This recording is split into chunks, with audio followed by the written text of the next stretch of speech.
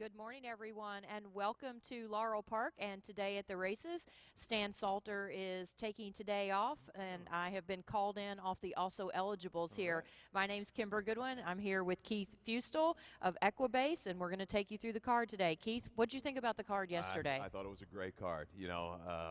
Starting out in the morning, a really nice service, memorial service for Ben's cat. All the connections here. Great to see people from around the country come out and really show their gratitude of what this horse gave, on the racetrack, and covered everything with him. I mean, he was something for everybody to come out. Management for everything that they did. It was a real fitting tribute and a great day. Got us started a little somber early. Really ramped things up though on the card. It was great to see Classic Wildcat get the job done for King and the gang. And the favorite in that race kind of stumbled and got squeezed out of the gate. I think that was the ghost of Ben's cat, making sure that he running a little interference. That Classic Wildcat had every chance to get King to the winner's circle after that Ben's cat ceremony, and it was a great celebration. And King T. Leatherberry he's 84 years old. He's been an institution in Maryland for many decades, Hall of Fame trainer, and it was nice for them to honor Ben's cat, which of course was so special to him. And I went upstairs yesterday. They had a jockey and trainer autograph session with posters for Ben's cat. They were lined up about 30 or 40 deep, waiting to get through line. And Rosemary Homemaster flew in from Texas just to participate in the ceremony. So if you were here for that, it was a pretty special day. You don't get that too often. No. It was sad, but yet again, a celebration that everything that this horse did, and like I say, the connections, what they did to keep this horse going, it was tremendous. And, we went on to a really good stakes card. I mean, all the races, good competitive races. A Fleet Willie and a Richard Small, pretty much looked like he lost all chance at the break. Stumbles, steadies around the first turn, then loops 6 wide to win it. And much the best. Much the best to win clear. Let's go through. Maybe they have a new running style for him. That could be. Maybe that was such. Maybe say, hey, we're going to get left and maybe stay on the outside. They got to the best part of the racetrack, no doubt about it. As we talked about, the outside has been good with the Smart Halo. Take Charge Paula shipped in to win a really good effort. I thought Prince of Hemp's race in the city of Laurel, I should say, caught in between horses every step of the way, really kind of getting the acid test in that race, was able to kind of kick away from horses late. Burnett, a horse that I liked a little bit in the Safely Kept, came wide with a big run. I didn't expect her to run that strong, but she did. It almost causes me physical pain not to bet on Graham Motion's horses every single race, but I didn't bet on that horse yesterday. And then I saw her coming, and I was like, are you kidding me? Like one of the rare Graham Motion horses that I don't bet, and I paid for it. Got off at a great price. She really looked like, we didn't get into it deeper in the early show yesterday. We didn't have a lot of time, but looked like she wanted to be that one-turn sprinter. The 7/8 was really going to be up her alley. I was hoping the speed would stay in. What was it, Dunning, the 10-horse scratched. But that horse would have stayed in. I would have come in a little bit heavier on And, of course, yesterday was the return of El Arib. He drew a very, very tough field. And I really think, obviously that horse was going long before, and I didn't expect him to fire at his best against some seasoned sprinters off of that long layoff from the spring. Yeah, he had a really tough trip. He was going to be keen to go. The jock kind of tried to rate him back, but he wanted to go. He got caught up inside of horses and got engaged in a duel. It just wasn't going to be his day. Hopefully he'll move forward off of that race. Paige McKinney really didn't show up. He had a tough trip too. A little uncanny. I was talking to Mary Upper a little this morning. If you watch Paige McKinney, he was late to the paddock. Yes. He was kind of balking a little bit coming out to the racetrack. He just wasn't himself yesterday, and it showed. And he had a tough trip. He got kind of cut up a little bit. He was caught in between horses. He'll get a little rest. I expect to see him back probably in a couple months. He might be heading down had to bring him to the paddock the last eighth of a mile, and he got here about 3 minutes to post. So that certainly didn't help his mental state, to get settled before that race off the layoff. But that was yesterday. That was yesterday. Today, and a great handle yesterday too. I think we were like close to 3.5 million. So it was a tough card, and you had some great payoffs too, because those races were so deep that your exactas, tries, and supers paid well in the races that were not off the turf. You got it. So let's take a look at today. We do have a super high five carryover. It's a small one, but it will grow during the day. It's $392 coming into the card today. So let's go to the first race. This race was taken off the turf.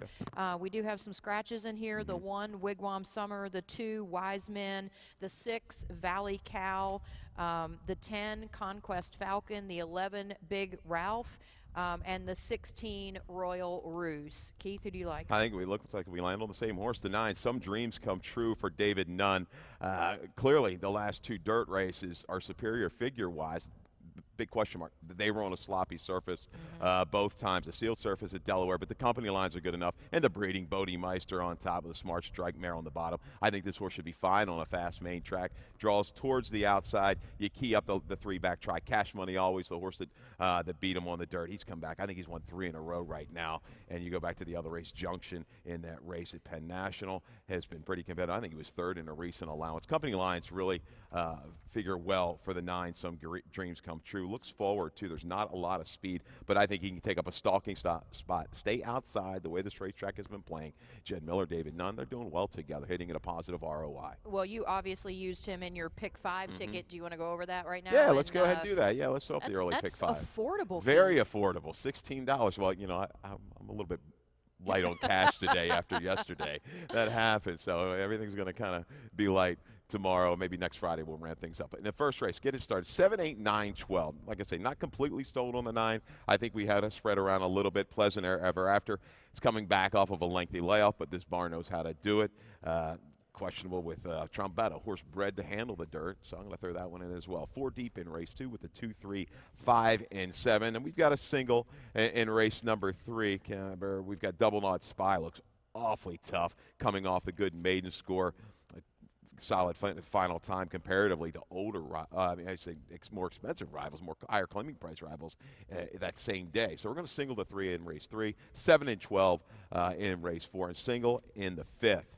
Number 5 is going to be our single, and that is Angel at War. Angel at War. I agree. Correct. That horse looks Awfully really tough to price. pick around. $16 for a barn. It's doing quite well right now. The last 30, 60 days, Mike Gorham is rolling.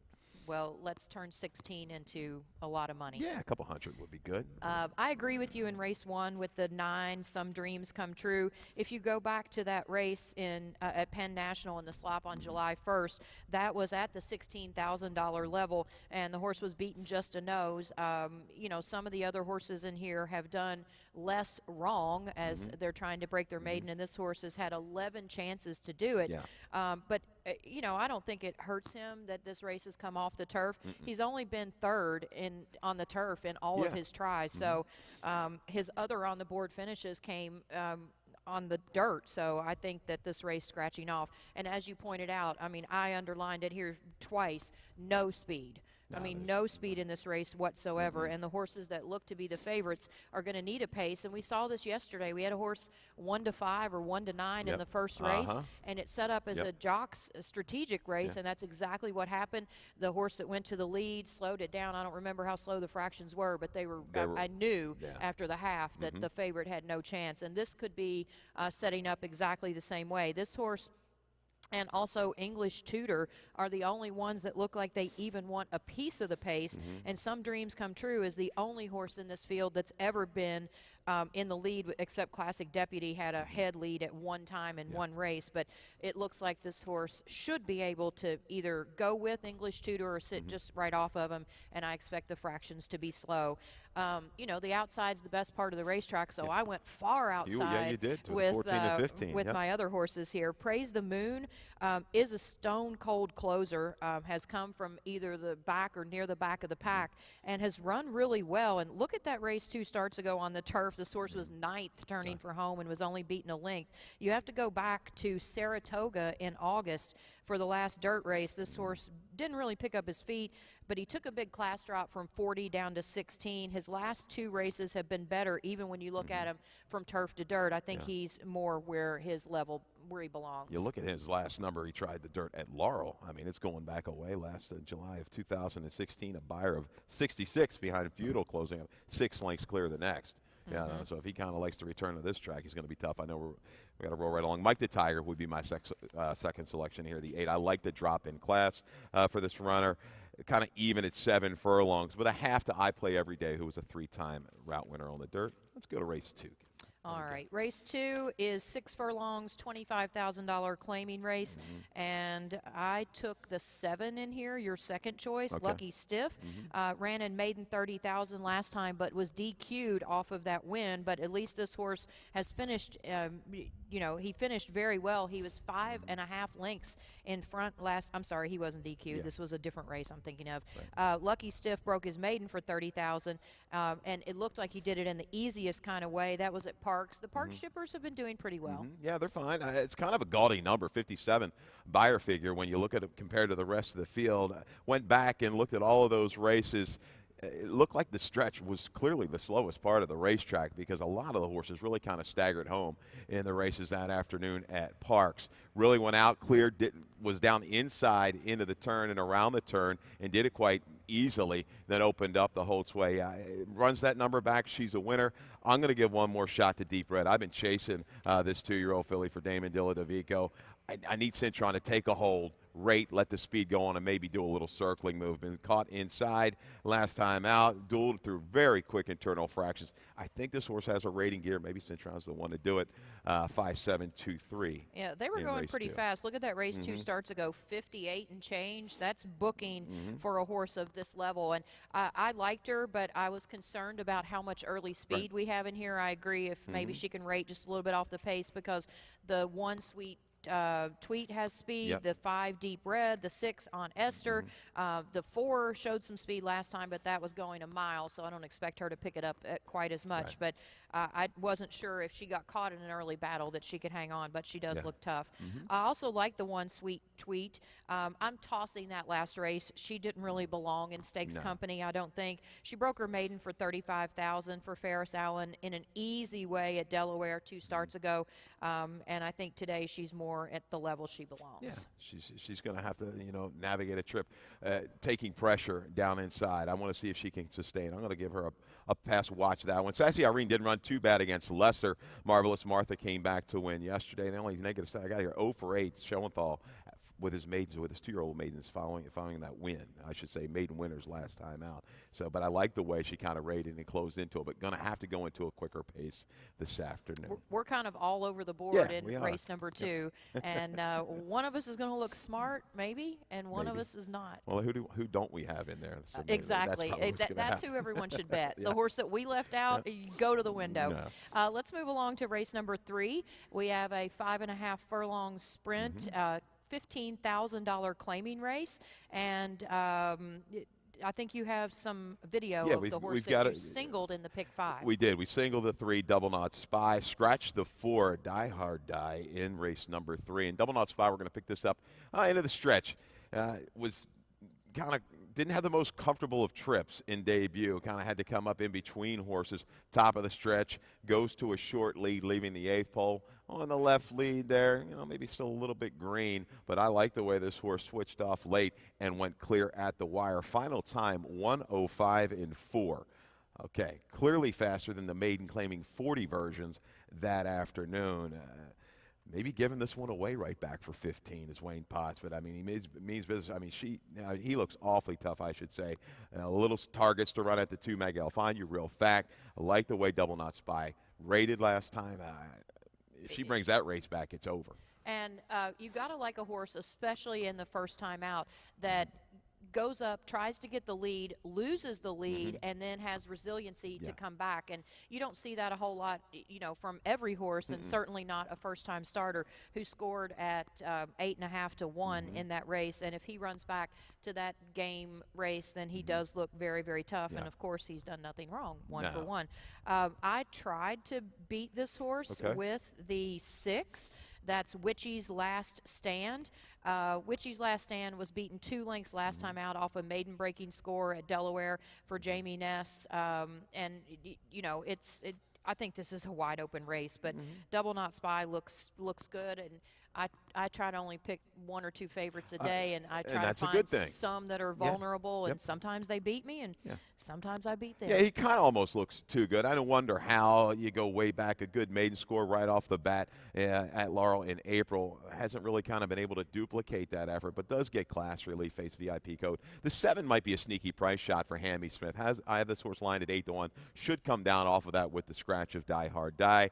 Caught inside the last 2 races. I think this horse does have a rating gear, kind of like Damon's horse was it race 2, I should say. Can't take it with you, though. The maiden score was good. Got in trouble, circled wide to win clear with something in reserve, then just over its head the last 2 starts. This horse, I think, has the ability to stalk and be a presence. I agree. In race 3. If you look back when Ham Smith claimed this horse, that was a $25,000 maiden race, and that was the only time this horse had run at that price. Coming out of Maiden Special Weight Company, where he was in just a little over his head, and I think he's been in a lot over his head. So he returns more to a level that makes sense off that maiden breaking score. Absolutely. Well, we have gone through the first 3 races with so much good information. I don't even know how people can process all of this. We are going to take a short break, and we'll be right back. Their heads are spinning.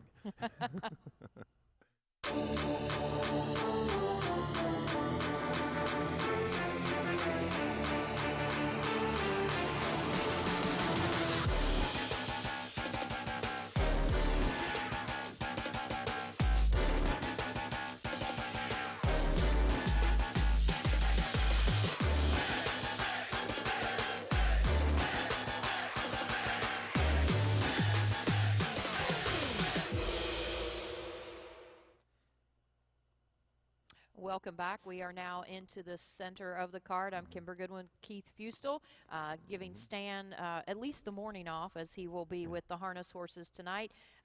Welcome to the show. If you're just now joining us, we are up to race number 4. That race was taken off the turf. It's a $75,000 claiming race.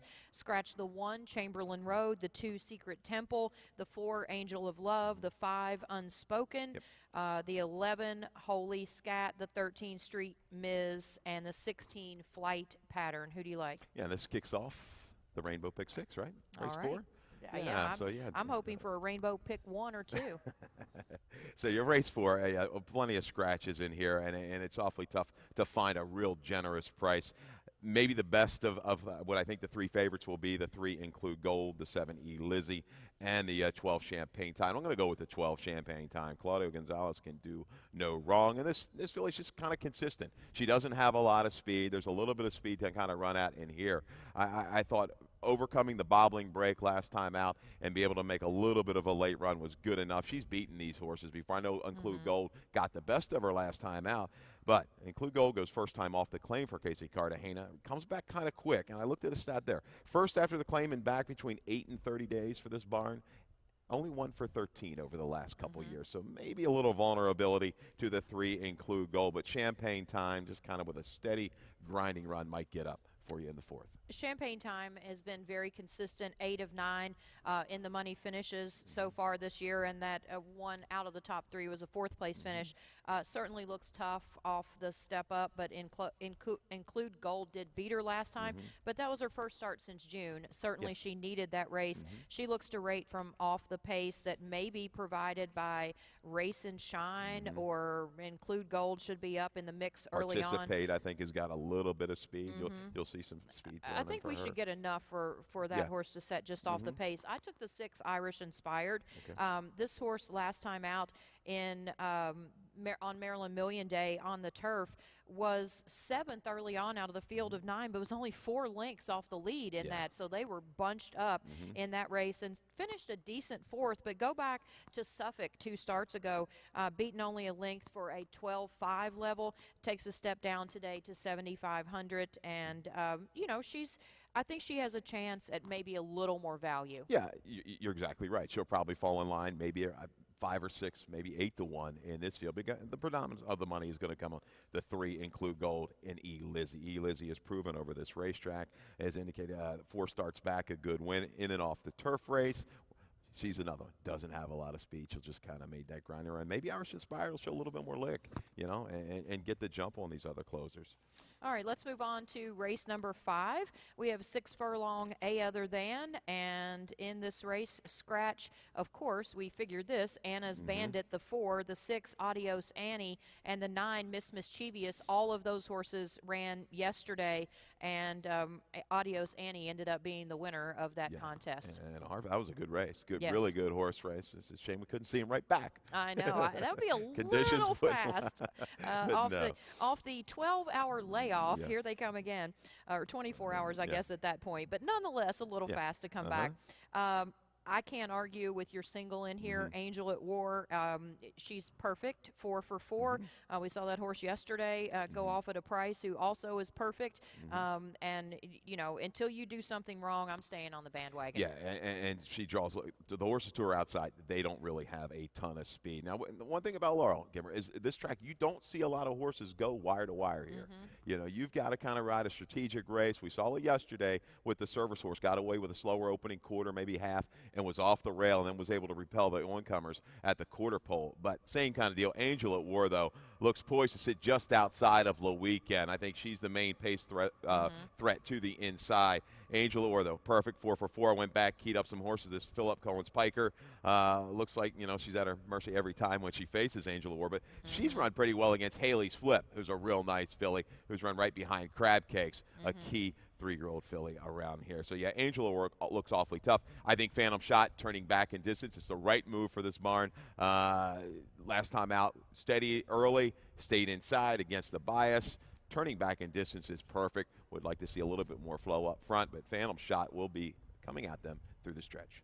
I used Phantom Shot as well. This horse does perform well at the distance, been in the money 7 out of 9, and you know, the wheel back to the race where she closed her off the pace and was beaten 3/4 of a length is does make her look competitive. And you know, I look for Fergal Lynch to send out Le Weekend early because he wants to get her off of that rail. I also use the 2, Claire's Dowry. She's 12 to 1 in the morning line. Throw out those last 2 races on the turf for consideration and what she's running today. She was in an optional claimer A Other Than 2 starts ago and finished a very nice second behind Shimmering Aspen. Come on. Yeah. That's pretty tough to run against Shimmering Aspen. So I think 12 to 1 is generous on her if she comes back off the layoff well. She did have a nice bullet work on the 16th of October. Absolutely. Yeah, I think she's going to hold value still in this race because Angel of War now with the scratch of these other 3 horses is probably going to be, what do you think, the range of 4 to 5 maybe? Yeah. In there, you would think. At maybe, I can't imagine she'd be over even money. Yep. All right, let's move along to race number 6. This race was also taken off the turf. We have scratches. Number 1, Put Your Seatbelt On. Number 2, Eternal Bull. Number 4, What the Chub. Number 6, Set of Jays. Number 8, I Stand Alone. And number 10, Happy Ireland. Number 12, Uno e Mayo. Number 13, Sienna Indian. 15, Great Harbor K, and 16, Mary's Honor. One of my favorite horses is in this race, and it pained me not to pick him on top, but I ended up going with the 7, Bass River Road. Bass River Road is coming in here off of 5 straight victories, but hasn't been out since April. But look, you know, bullet work at Aqueduct last time out, and Rudy Rodriguez usually has him ready. Absolutely. I mean, looks almost too good, right? But the 11 Never Stop Looking has run some pretty salty races over this racetrack. And last time out, I didn't think I had a real comfortable trip off of a layoff, was caught down inside arrivals. This horse wants to be outside, is going to be outside, and is going to be forward because there's not a lot of speed in this race. Vim will go ahead and set sail. I think Never Stop Looking can get the first run on Bass River Road, maybe provide a little bit of an upset today. This horse, though, this horse is going to be awfully short when it's all said. Not a bad race. It was only beaten 5 lengths for everything last time out. 7-pound bug and going to a veteran rider today. Number 14 is Dr. Bolt. I always like a horse that owes me no money. And when you cash a good ticket with a horse, he has a special place in your wallet, at least, if not your heart. Good races from him when they put him on the turf in his last 2. So I don't think he needs to take his surface with him. The last time he ran on the dirt at Timonium, he was a winner. He's been very consistent this year, 8 out of 12 in the money. It was interesting that he used to rate from off the pace, and last time out on the turf, he showed some speed. And look at the fraction, 57. Yeah. That's crazy. It's kind of baffled us upstairs in the press box. We've been known to see this horse just kind of 8, 10, 12 out of it into the far turn and just kind of make that run. All of a sudden, this horse is keyed up a little bit more eager through the opening quarter of a mile, and that might be to his favor this afternoon. Well, he owes me nothing, so I'm going to use him in here. Okay. Let's move along. Let's go to the 7th race. It's an optional claimer, 25,000, 2 other than, going a mile for fillies and mares, 3-year-olds and up. In this race, we do not have any scratches, and in my opinion, we don't have very much speed either. Who do you like? We've got video. Let's go ahead and show Toby Girl's last race. That was on the 8th. Yeah, the 8th of October, where she stretched out for the first time, and we can run there, guys. And Jockey Boca Chica did a really nice job of slowing things down on the front end. You see the internals 24-49, and you also see kind of where she is, and she's towards the inside of rivals. Really not the place to be. But this was the whole key. I like the way she relaxed. She looked at the breeding, top and bottom, okay to stretch out, and boy, she relished it. Once she was given her cue at the quarter pole, really responds, opens up 4 by the time they hit the 8th pole, and a decent final time, 38 and some change. That's good enough. Under a drive to win it. You're kind of looking at this races. You got some horses maybe not in their absolute best form.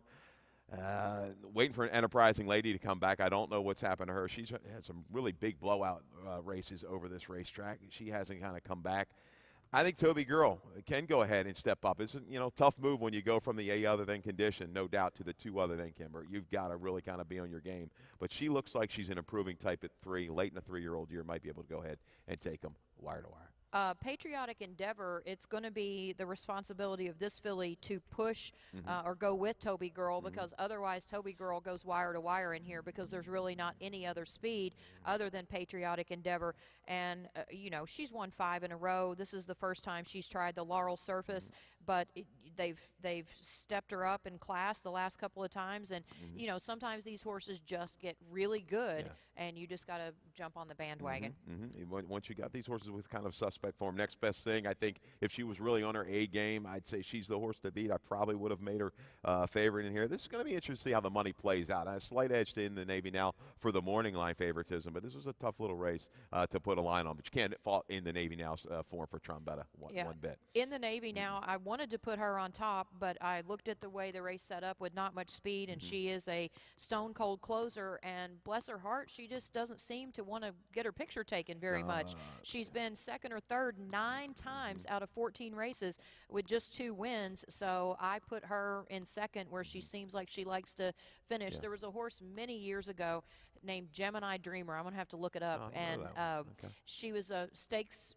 She was in every big stake that you could possibly think of, and I think she finished second 26 times. Wow. And even if she'd get the lead, she'd be like, wait a minute, can't somebody come up and beat me? And she just liked to finish second. So she made a lot of money being the bridesmaid, not the bride, most of the time. I think the biggest key for her in the Navy now, though, you know one thing.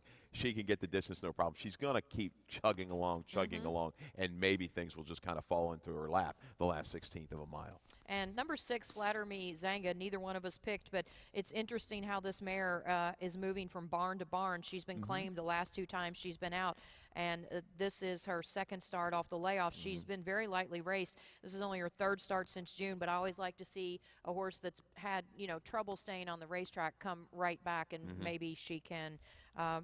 Cal Lynch took her today, so I think she's the wild card in this race. She certainly looks like she's probably at her best distance, no doubt. All right, we got 2 to go. And on the card, race number 8, we have several scratches in here taken off the turf. Take out the 2, Grand Flora. Take out the 4, My Enigma, the 5, Our Independence, the 6, Dubini, the 7, Bold Thunder, the 8, Nice Tune, the 10, Rapid Dan. Who do you like? You're telling me we landed on the same horse. This horse hasn't won, and I can't tell you when. Rocking On By. I did not go back and look at the lifetime stats. I'm thinking, I got a soft spot in my heart for this horse, too. He owes me no money as well, old Rocking On By. We've caught some nice exactas, some nice trifectas. Let's say he's due. He hasn't won in 3 years, right? Eventually he's due. He is due. It's like the Frank Carulli school. He watches these football teams. They don't cover. No, they're due. Okay, Rocking On By. You're due. Let's get it done. And at the 5.5 furlong distance. Maybe it's the right kind of move for him. It'll sharpen up that run, and he can come get him. I mean, he's got a class edge. You look at his last number, a 92 against Blue Moon Ace. Struth was in there. There are no horses really kind of like that. I mean, they in here and the company he's kept. I really hope he gets it done. I do too, and I mean, he's got to carry both of us plus the jock. That's pretty tough. Come on, Taylor. We got to get this horse in range by the time they hit the 8th hole. I don't want you 6 or 7 back. You know, have them breathing down their necks by the time they hit the head of the lane. You know, they've tried to pick the toughest spots that they can find for this horse, and I agree. These conditions seem more conducive to him. That race at Keeneland in the slop. I mean, those races at Keeneland are just absolutely so deep, every single one of them, because that meet is so short and the purses are so good. But yes, you're right. He needs to close from off the pace, and you know, the 11 triple burner is about your, you know, maybe pressed by Jaguar Pose in here, who's never run at Laurel, but again, not a lot of speed. You're right. Taylor cannot have him 10 or 12 lengths back and expect to get there. No, triple burner, Jaguar Pose. Hopefully they go out and set an honest pace. I think triple burner is the survivor of the speed battle up front, just based on being outside of Jaguar Pose. But rocking on by, he's fallen so far back recently. But this looks like the relief that I think he needs. And you know, the try Keeneland wasn't really that bad. I was a little shocked that they went down there to try him down there. But maybe they had some family to visit or something. So let's go down to Keeneland. But you know, he didn't run all that terrible. He was kind of in contention leaving the 8th hole, just flattened out a little bit late. But, pulling for the guy today, rocking on by. Absolutely. Let's get him into the winner's circle finally. 1 to go in the card today. Let's go to the 9th and final race. Maiden 16,000 going a mile. And we do have a scratch, number 3. It's On My Way is out of this race. I went with the 10, Patriotic Quest. This horse was beaten just 5 lengths for maiden 16 in his first career start. He spit the bit last time for 40,000, and he does come back with first-time Lasix today for Annette Eubanks, who won a race last weekend at some enormous, gigantic price. Yeah, that was the horse that I think somebody might have ended up hitting. Oh, they hit the late pick 3. I don't know if they caught the pick 6 that day or not with that horse. That horse was like 45 to 1 or something. Yeah, a big payout. But that's why you just keep plugging along and playing that Eubanks horses for the year. You're gonna go ahead and make money. I like this horse today. That's a good pick. Lasix on down against the grain on the 28th. The debut try was pretty good with some late move after trouble.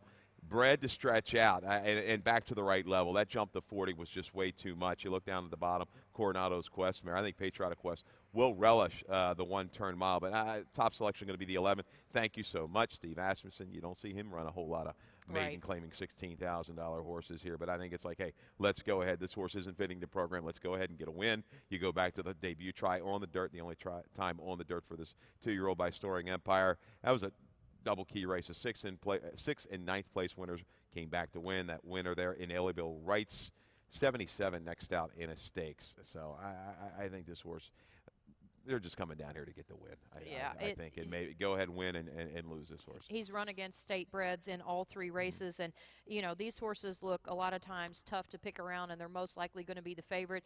As a general handicapping rule, I don't pick horses that go on that big of a drop, because you're always going to get odds on. You know, it's very rare that you get above even money on these horses, and in my experience, it's just not worth the risk. I feel like about 80% of the time they can't get the job done. I also use the 2 Supervision. Supervision has the ultimate equipment change. He's first-time gelding, and this is an angle that I use a lot, and it has made me a lot of money. You know, whether this horse will wake up or not. He's coming out of Maiden Special Weight Company, ran on the turf 2 starts ago for 25,000. If you go back to his race at Timonium for 40, he was only beaten 3 lengths, and you know, clearly his last 2 races don't look good. He's 0 for 4 on the off track. This horse has never run on a fast racetrack. Every time he's been on the main track, it has been sloppy or muddy. and then they put him on the turf. So you have no idea what he's going to be capable of first-time gelding and first-time fast track. So I thought, you know, at a decent price of 6 to 1, I expect him maybe to be even a little higher than that he was worth a risk. I did not get that. That was a late change on my early PPs. I didn't have the first-time gelding, but sure enough, yeah, with that angle in the drop-in class, and it ran behind Blue Ridge Scout. That was an okay race, and the second time out on the muddy sealed surface, you're right. First time on the dirt. I think the 8 Edify couldn't have got a better trip than what he got last time at 5 to 1. He'll be a little bit shorter than that today. I don't know if he can get an easier trip. He just couldn't get over the top. Thought he was going to go by extra wise and through the last eighth of a mile, did not. But yeah, you're right about that though. I'm usually against horses like this, the 11. I just think with this barn, they're going to Lynch, right? Lynch is on this horse. I think the angle there, give him a little story. But your price, I think you're right. You've got the key value horse in there, the 10 Patriotic Quest. All right, we have given you so much to ponder for this Sunday afternoon card at Laurel. We are 34 minutes to post in race number 1. This has been Today at the Races. Keith, thanks for your insight today. And I was going to tell you, you know, you're real good at picking horses, and I know you're really good at picking the bands. I saw your band that you had at Preakness that you got just got nosed out at the wire, right, for the duo of the year. So congrats, Kimber does a great job with that, and you know, coming up with some bands, and it seems like every year they go on to do bigger and better things. Yeah, it's exciting, and you know, I book about in my other job, I book about 30 bands a year, and I own and operate a country music festival in Kentucky. So I can only do 2 things, and hopefully I do them at least partially well. That's pick horses and pick bands.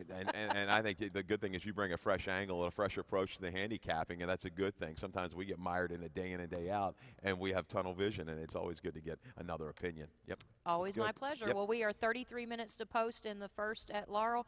Everyone have a good day and good luck. Good luck.